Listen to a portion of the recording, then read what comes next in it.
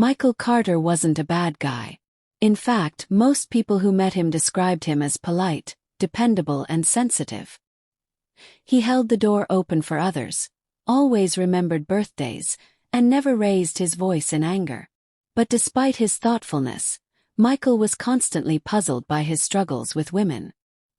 He wasn't unattractive nor lacking in a stable career. He worked as a software engineer in Austin. But when it came to dating, women either ghosted him or told him he was too nice before disappearing for good. That all changed the day his childhood friend, Jackson Miller, came to visit. Jackson had always been the opposite of Michael. Confident, assertive, and charming, women were naturally drawn to him. He never seemed to try too hard but always got the attention. Over a couple of beers on Michael's balcony, the truth came out. "Mike," Jackson said, placing his drink on the table, "women don't dislike you. They just see you as, well, weak." Michael frowned. "Weak? That's harsh." "Not physically weak," Jackson clarified. "But in the way you carry yourself, the way you talk, the way you let things slide. You give off signals, man, subtle ones. And women pick up on them fast." Curious and a little hurt, Michael leaned in. "What signals?" Jackson smirked and raised a finger. "You ever notice how you constantly apologize even when things aren't your fault?" Michael blinked. "Yeah, guess. I just don't want to come off rude." "Exactly," Jackson said. "But over-apologizing makes it seem like you're constantly afraid. Like you're walking on eggshells. That's the first sign they see. You lack boundaries, and that makes them feel like they have to lead." Michael was quiet, absorbing it. Over the next few days, Jackson pointed out things Michael had never noticed about himself. Patterns that women often interpret as signs of weakness, even if he meant well. One evening, they went out to a local bar where Jackson introduced Michael to a few women. Michael was his usual polite self, asking about their interests, complimenting them often, and laughing too hard at their jokes. But as soon as one of the women, a confident blonde named Casey, challenged his opinion on something, he immediately backed down and agreed with her. "Right there," Jackson whispered later. "That's number 2. You abandon your own opinions the second there's a disagreement. It's not attractive. It makes you look like you have no spine."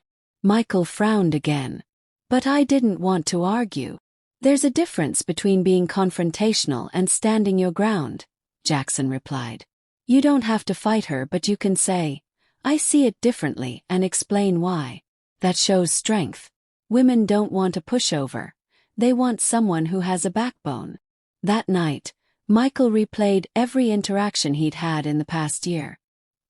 He realized how often he'd tried to be the perfect guy, thinking that agreeing with everything or avoiding conflict would make him more likable. But Jackson was right. All it did was make him seem like he lacked confidence and direction. Over the following weeks, Michael committed to working on himself. He started with small things. He stopped apologizing unnecessarily and practiced saying no without feeling guilty. He didn't let people cut in front of him in line, and he began looking people in the eye when he spoke. He also began setting clear boundaries at work, and to his surprise, people began to respect him more, not less. One afternoon, he went on a date with a woman named Lauren, a barista he'd met at his local coffee shop. Over drinks, they talked about movies, work, and travel.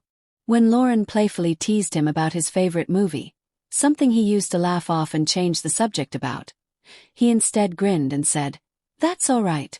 I still think The Godfather is a masterpiece, even if you prefer romantic comedies." She blinked, smiled, and said, "I like that you stuck to your opinion." Michael felt a small win in his chest. Jackson's words rang in his mind. Women test you sometimes not to be cruel, but to see if you're solid. Later, Jackson told him about another sign. How men who constantly seek validation end up losing respect. Michael knew this one well. He used to text women way too much, often asking, "Did I say something wrong?" Or, "Are you upset with me?" Whenever they didn't reply right away. It reeked of insecurity. Now he let conversations breathe. He sent messages with purpose and didn't hover over his phone waiting for a reply. Ironically, the less he chased, the more interested they became. His transformation continued. He started lifting weights regularly, not to impress women, but to feel strong and capable. It improved his posture, his energy, and even how he carried himself. People noticed. His co-workers began involving him more in projects, and his friends saw a shift in his presence. Women no longer saw him as the nice guy they'd never date, but as someone with quiet strength. He realized another important sign of weakness: avoidance. For years, Michael had avoided difficult conversations.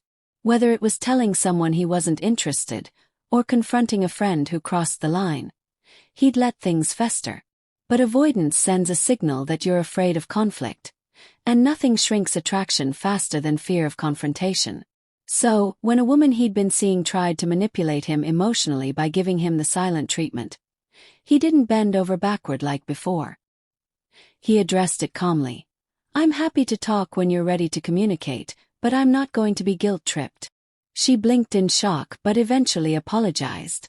It was the first time in his life that someone respected him more after a disagreement. Confidence wasn't about loudness, Michael learned. It was about consistency, about showing that your words and actions matched, that you could be kind without being spineless. And one major sign of weakness he had to fight was seeking permission to be himself. He used to ask, "Is it okay if I share my opinion? Or do you mind if I?" Always requesting space to exist. Now he simply acted with intention. He'd say, "Here's what I think," or "I'd like to take you out Friday if you're free." Direct, clear, and respectful, but not needy. That subtle change made a massive difference. Another moment that stood out to him was during a company retreat. A coworker named Natalie had always overlooked him, never rude but clearly uninterested. One night during dinner, she overheard him confidently discussing a business idea with their boss. She watched as he debated respectfully but firmly held his ground. Afterward, she approached him, smiling in a way she never had before. "I didn't know you had that in you," she said. "It's impressive." Michael simply replied, "I've always had it. Maybe I just forgot to show it." His journey wasn't perfect. He still caught himself slipping into old patterns from time to time. But now he was aware. He knew what to fix. And that awareness made all the difference. He stopped being the man who waited to be chosen and became the man who chose. He didn't change who he was at the core. He still cared deeply, still loved listening, and still respected people, but he also respected himself just as much. Michael's transformation wasn't about pretending to be someone else. It was about uncovering the strength he'd hidden beneath layers of fear, people-pleasing, and indecision. And once that strength began to show, everything else changed. Not just with women but with life. By the end of that year, Michael wasn't